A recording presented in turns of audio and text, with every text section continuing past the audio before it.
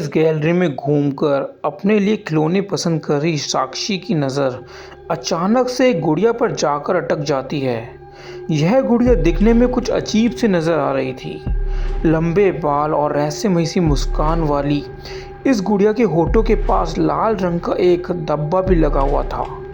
साक्षी लगातार उस गुड़िया को देख रही थी। अचानक गुड़िया की गर्दन साक्षी की तरफ घूमती है और वो पलक झपकाने लगती है और पलक झपकाते ही अचानक से टॉयज गैलरी की लाइट फ्लिकर होने लगती है और वहाँ लगे आधे से ज़्यादा बल्ब टूटकर ज़मीन पे गिर पड़ते हैं।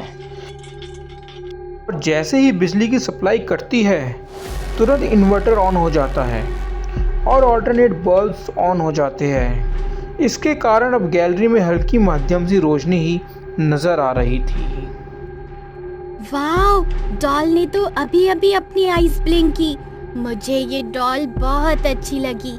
हेलो एमिली, मैं तुम्हें एमिली बुला सकती हूँ ना? साक्षी के इतना कहने पर डॉल एक बार फिर से अपनी आंखें ब्लिंक करने लगती है और उसके होठ थोड़े से और फैल जाते हैं जैसे कि वो मुस्कुरा रही हो। साक्षी उस गुड़िया के सम्मोहन में आ गई थी। तभी उसकी माँ वहाँ पहुँच जाती है और उसका हाथ पकड़कर खींचते हुए साक्षी को टॉयज गैलरी से बाहर ले आती है। राज, तैयार हो गया? ड्राइवर को बोला था ना आपने टाइम पर आने को। अरे रेवती, आज सैटरडे है।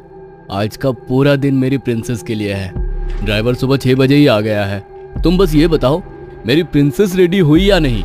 मिसेस राज, आपको मिस्टर आडवाणी की सेहत का जरा भी ख्याल नहीं है। पूरा वीक कितना काम करते हैं ये, हर समय बस मीटिंग मीटिंग। और मिस्टर आडवाणी, आप थकान नहीं होती आपको? अब आप तो अपना ख्याल रखोगे नहीं, इसीलिए मैंने ये जिम्मेदारी अब अपने ऊपर ले ली है। हर सैटरडे आप मेरे साथ बाहर चलोगे। वहाँ मैं आपको शॉपिंग कराऊंगी, मूवी दिखाऊंगी और अच्छा अच्छा खाना भी खिलाऊंगी।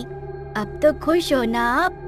अच्छा बच्चू, पापा के साथ होशियारी हैं? पापा के इतना कहते ही साक्षी खिलखिलाकर हंसने लगती है। यह है 5 साल की साक्षी का छोटा सा हंसता खेलता परिवार, जिसमें माँ पापा के अलावा दादू दादी और चाचू भी है, जो नन्ही साक्षी पर जान भी छिड़कते हैं।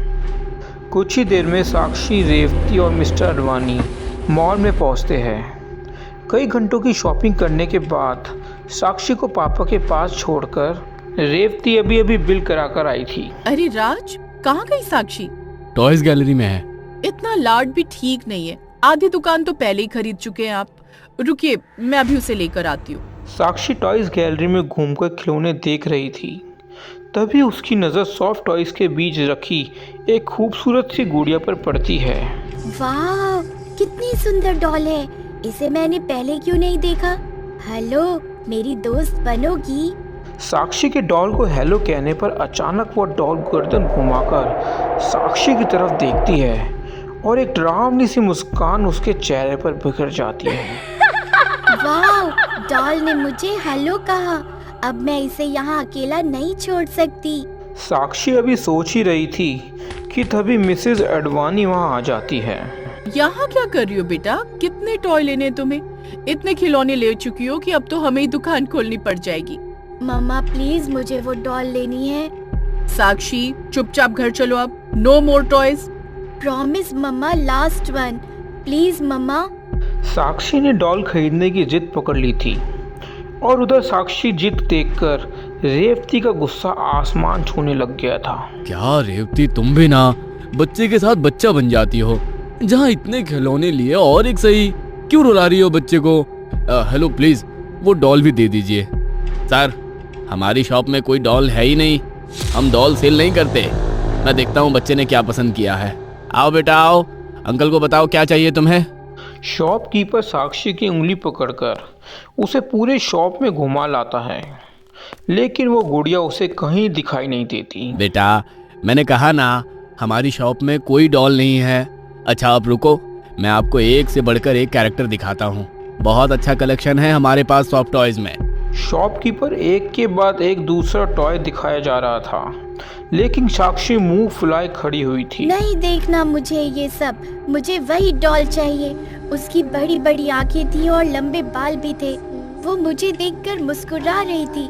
मैंने उससे पूछा कि क्या तुम मेरे साथ चलोगी, तो उसने चलने के लिए हाँ भी बोला। सब आपकी वजह से हुआ है मम्मा, वो नाराज हो गई है मुझसे, अब वो नहीं आएगी।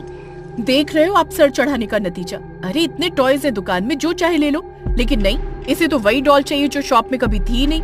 मम्मा आप समझती क्यों नहीं है, डॉल थी वहाँ पर, लेकिन आपने उसे लेने से मना कर दिया, इसलिए वो नाराज होकर चली गई है। रेवती, राज, यहाँ तक कि दुकानदार भी साक्षी को समझा समझा कर थक गए थे कि दुकान में वैसी कोई डॉल है ही नहीं जैसे उसे चाहिए, लेकिन वे कुछ भी सुनने को तैयार नहीं थी। साक्षी लगातार रोती ही जा रही थी और बार बार बस उसी डॉल की बात कर रही थी। रेवती और राज प्यार, गुस्सा, लाड, धमकी सारे अस्त्र चला चुके थे, लेकिन साक्षी तो मानो अपने बस में ही नहीं थी। घर पहुंचकर साक्षी बिटिया, आओ दादी के हाथ से खाना खा लो। अच्छा, कल हम शहर की सबसे बड़ी दुकान पर जाएंगे और जो भी गुड़िया हमारी बिटिया रानी पसंद करेगी वो सब की सब हम तुम्हें दिलवा कर लाएंगे। अब आओ भी। नहीं दादी, मुझे खाना नहीं खाना, मुझे बस वो गुड़िया चाहिए। जब तक मुझे वो डॉल नहीं मिल जाती मैं किसी से बात नहीं करने वाली। देर रात तक उस गुड़िया के लिए जिद करते हुए साक्षी सो जाती है। अगले दिन सुबह। गुड मॉर्निंग बेटा, याद है आज क्या है? आओ जल्दी से हम कॉल करके विश कर देते हैं। रेवती की बात का जवाब दिए बगैर साक्षी आकर डाइनिंग टेबल पर बैठ जाती है। ये देखो, ये है तुम्हारी बेस्ट फ्रेंड आरजू की बर्थडे पार्टी इनविटेशन। लेकिन अगर तुम्हारा मन नहीं है तो कोई बात नहीं, मैं उसे मना कर देता हूँ।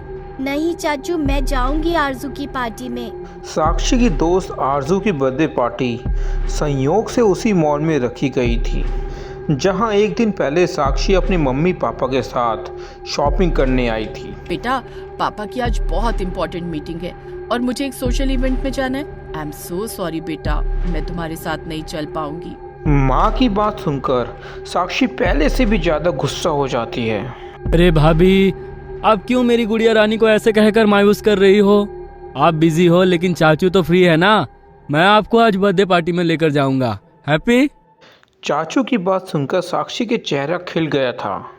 शाम होने लगी थी, आसमान में तारे चमकने लगे थे और इधर साक्षी एक सुंदर सी गुलाबी रंग की फ्रॉक पहने चाचू के साथ गाड़ी में बैठकर मॉल जा रही थी। मॉल में जाकर साक्षी, तुम इधर ही रुको, मैं 1 मिनट में गाड़ी पार्क करके आता हूँ। इधर ही रहना, हिलना मत। ओके चाचू।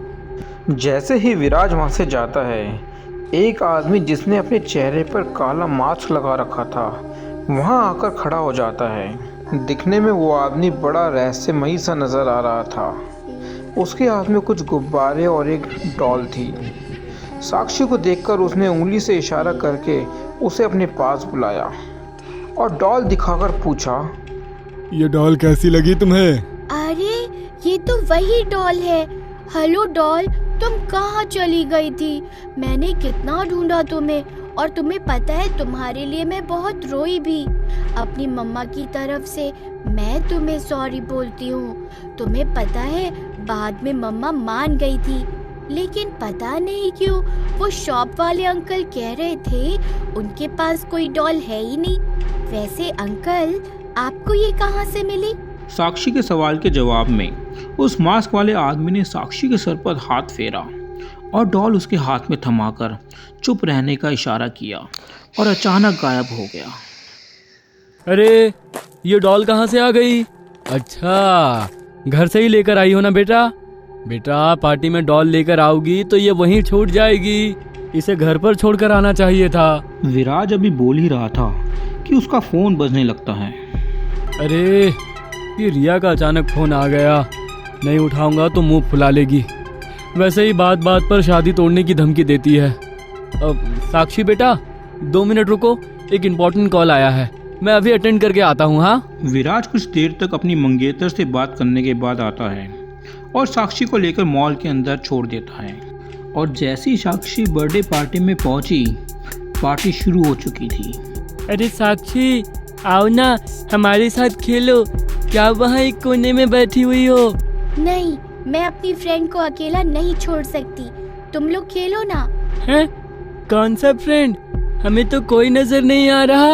ये है ना मेरी न्यू फ्रेंड। अरे साक्षी, डॉल को फ्रेंड कौन बनाता है? और कहाँ से ली तुमने ये अजीब सी डॉल? हर्ष, देखो, ये डॉल कुछ अजीब नहीं लगती। इसके चेहरे पर ये रेड रेड क्या लगा है? कितनी अजीब सी है इसकी आंखें। मैं तो इससे टच भी ना करता। तुम दोनों जाओ यहाँ से, मुझे तुमसे कोई बात नहीं करनी।